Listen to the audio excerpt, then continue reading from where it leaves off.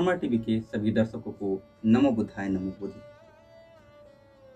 आज हम master Shri शरणाचार्य summer Sudhir ji से जानते हैं कुछ प्रश्नों के उत्तर।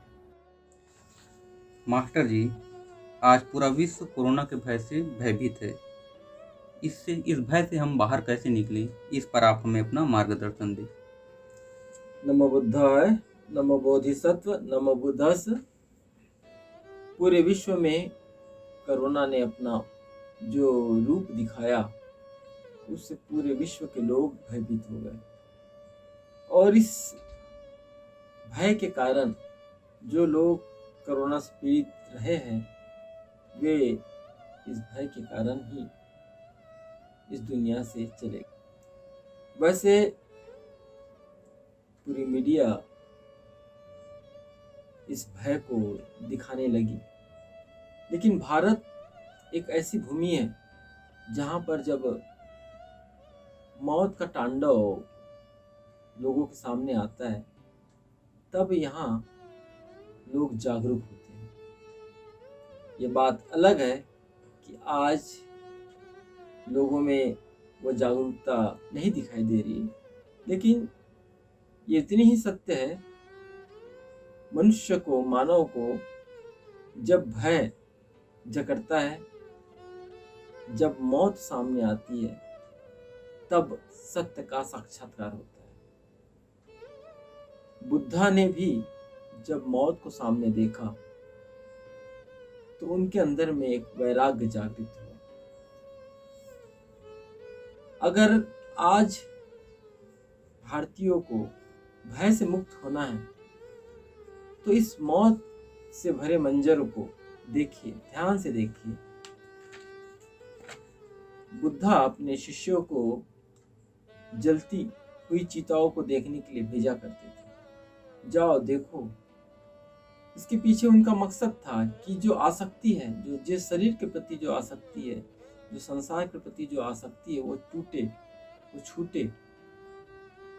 और बुद्धा ने जब मृत्यु को देखा, मुर्दे को देखा, तो उनके अंदर भी वैराग्य जागा।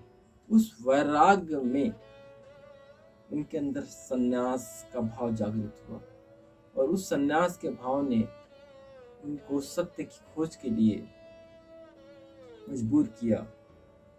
वे उस सत्य की खोज के लिए निकल पड़े। तो आज चारों ओर हमने भी लाशों का मंजर देखा, और इस मंजर को देखने से निश्चित हमारे अंदर में एक वैराग्य का भाव जागृत हुआ। तो जब तक वैराग्य का भाव मानव जीवन में, मानव मन मस्तिष्क में नहीं जागृत होगा, तब तक व्यक्ति भय से मुक्त नहीं होगा। चाहे आप कितना भी प्रवचन सुन लो, कितना भी ध्यान कर लो, कितना ही कर्मकांड पूजा पाठ कर लो, जब तक आपके अंदर में वैराग्य का भाव जागृत नहीं होगा, तब तक आपके अंदर में भय क्षीण नहीं होगा। भय को समाप्त करने का प्रथम चरण है वैराग्य का भाव, क्योंकि हम जुड़े हैं वस्तुओं से, आसक्ति से। तो हम जब तक इसको क्षीण करने का कोई ऐसा तरीका न ढूंढे, तब तक हम भय से मुक्त नहीं हो सकते। इसीलिए भय से मुक्त होने के लिए हमें जरूरी है कि सच्चाई को स्वीकार करें। बुद्धा कहते हैं कि जन्म है तो मृत्यु भी है, क्योंकि हमको केवल एक पक्ष को देखने की आदत सी लग गई है। अगर दिन है तो रात भी है। इसलिए बुद्धा का जो जीवन है, बुद्धा जीवन जीने की कला ही नहीं सिखाते, वे मृत्यु की कला भी सिखाते हैं। और हम केवल जीवन को ही देखने का नजरिया हमने अपने जीवन में बना लिया। हम मौत से फिर भागते। अगर हम मौत का सामना करने की कला जान जाए और इस कला को जानने का अभ्यास करें, तो हम निश्चित भय से मुक्त हो सकते हैं।